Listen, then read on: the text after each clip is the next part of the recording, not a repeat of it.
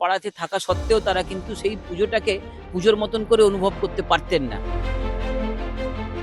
তার আধিপত্যে এবং বলতে পারেন যে সে মানে সার্বজনীনের জায়গা থেকে ওটা একটা রাজনৈতিক এর মধ্যে পুজো হয়ে গেছিল। পুজোটা হচ্ছে একটা পোস্টার হয়ে দাঁড়িয়েছিল প্রতিবেশীদের জন্য। আজকে আমি মনে করি ব্যক্তিগতভাবে উনি আমাদের ক্লাবকে বিক্রি করেছেন বিগত অত বছর ধরে।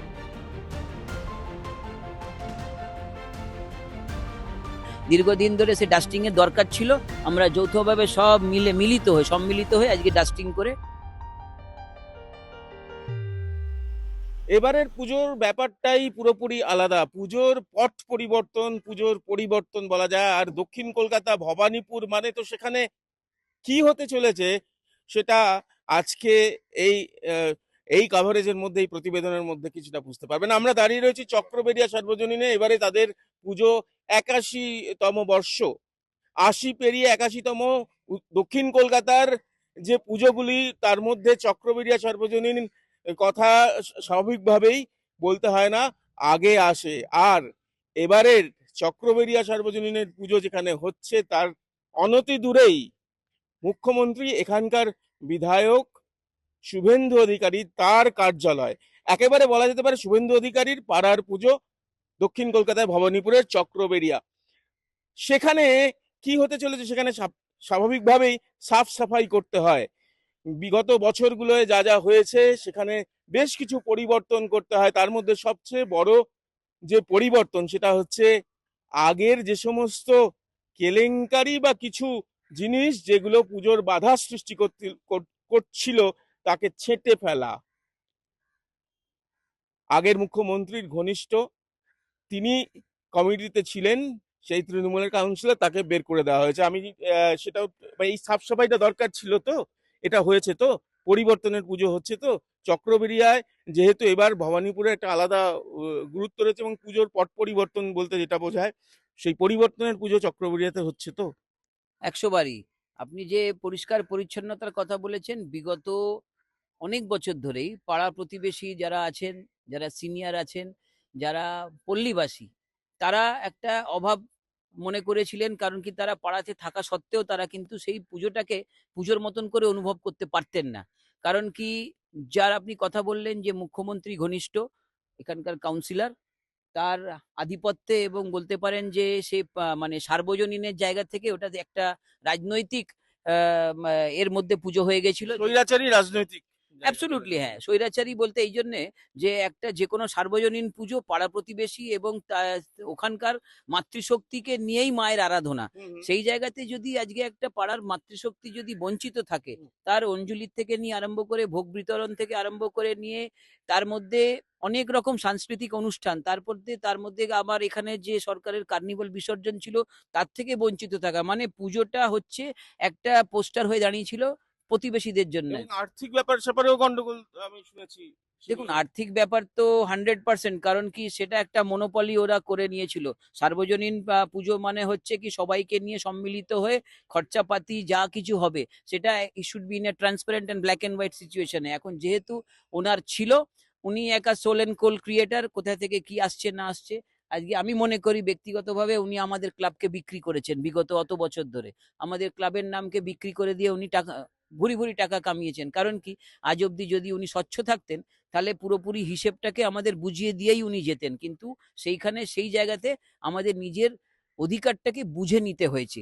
আমাদের পল্লীবাসীদের সিনিয়রদের নিজের অধিকারটাকে, নিজের পুজোটাকে ওনার কাছ থেকে বুঝে নিতে হয়েছে। সেই জায়গাতে সে একটা ভেতরে যে একটা লড়াই। আপনারা আপনারা তো আমরা বের করে দিয়েছেন out. Absolutely yes. And we মানে ক্লিনলিনেস ডাস্টিং করেছি, এটা বলেছেন আপনি যে দীর্ঘদিন ধরে সে ডাস্টিং এর দরকার ছিল।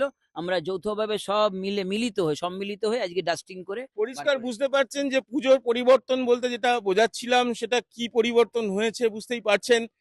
সেই পুজোর স্বার্থে, মা দুর্গার স্বার্থে আজকে সবাই রয়েছেন এখানে, পুজোর সেক্রেটারি, সভাপতি এবং মহিলা বাহিনী, যাদের ভূমিকা চক্রবেড়িয়া দক্ষিণ কলকাতা তো বটেই, এবারে আরো বেশি গুরুত্বপূর্ণ। আমি একে একে সবার কাছে যাব একটুখানি। আপনার কাছে যদি বলছিলাম যে নমস্কার, পুজোটাকে যে ভক্তি ভরে করা, রীতি রেওয়াজ মেনে করা, সেটা কি কোথাও গিয়ে হয়ে যাচ্ছিল? আমাকে কার্নিভালে যেতে হবে, তার জন্য বিসর্জনের ইয়ে করে দেয়। কি মনে হয় রীতি রেওয়াজটা ঠিকঠাক ভাবে হচ্ছিল না? কি কি গন্ডগোল হচ্ছিল? আর চক্রবিড়া তো আজকের নয়, বহুদিনের 81তম, এবং পুজোর যে ঐতিহ্য তা আমরা সবাই জানি।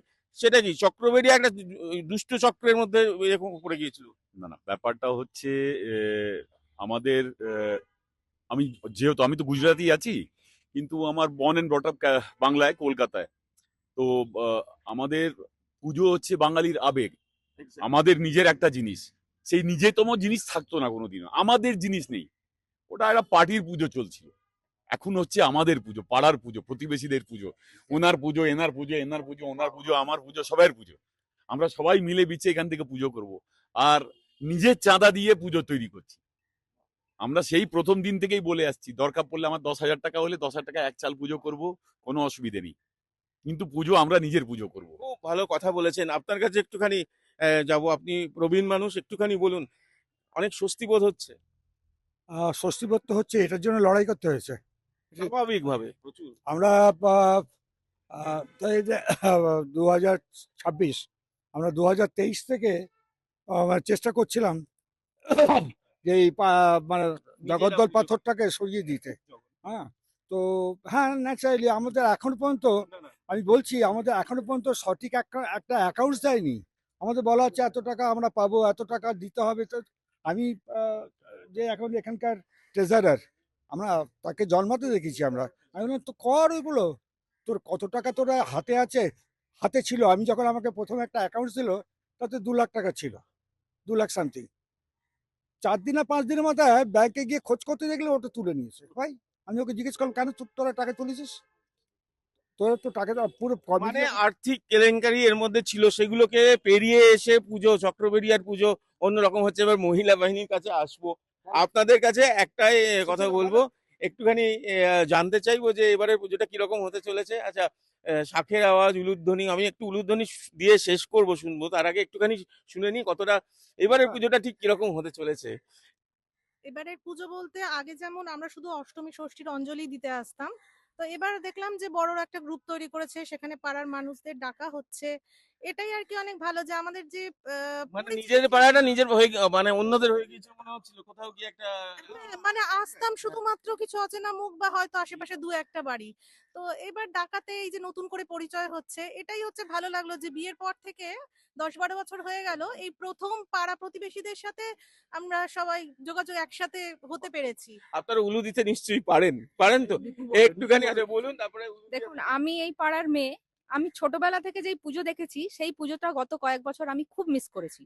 এই পুজোর মধ্যে যে সার্বজনীন বলে যে জিনিসটা, আমি নিজে বিহারি, হুম, হ্যাঁ, হুম। উনি গুজরাটি, এই সার্বজনীন না, না, জিনিসটা বাঙালিদের miss দেখে করেছি। একদমই না, আমরা এই সার্বজনীন জিনিসটা মিস করছি। এবার আমরা ওইটাকে আবার নিয়ে আসবো। হুম। পাড়ার যত লেডিসরা আছে আবার ঐক্য হয়ে আবার আগের মতন করে আনন্দ করে আমরা পুজো করবো। এবার আমরা পুজোতে আনন্দ করবো। পুজো একটুখানি উলুধ্বনিটা হোক যদি পারেন, একটুখানি শুনুন, একটু উলুধ্বনি একটু শুনুন। এই যে পুজো শুরু হয়ে গেল, চক্রবেড়িয়ার উলুটা চলুক। এই যে পুজো শুরু হয়ে গেল, চক্রবেড়িয়ার পরিবর্তনের পুজো, এই যে উলুধ্বনি, উলুটা চলুক একবার। উলুধ্বনি, এই উলুধ্বনি, আমার দৃঢ় বিশ্বাস এই উলুধ্বনির শব্দ, এই সনাতনী পুজোর, এই যে থিম পুজোর মধ্যেও নিজেদের পুজো, কেলেঙ্কারি মুক্ত পুজোর যে উলুধ্বনি, যে শব্দ, এই পুজোর শব্দ পৌঁছে যাচ্ছে। এর পাশেই বিধায়কের অফিসে ভবানীপুরের আমাদের মুখ্যমন্ত্রী শুভেন্দু অধিকারী তিনি বলেছেন যে ভালো পুজো হবে, এবারে পুজো আরো ভালো হবে, আরো ভালো করে হবে, এবং সেটাই হতে চলেছে চক্রবেড়িয়ায় পরিবর্তনের পুজো। রিক্তমের সঙ্গে প্রীতম দে, এই সময় লাইভ।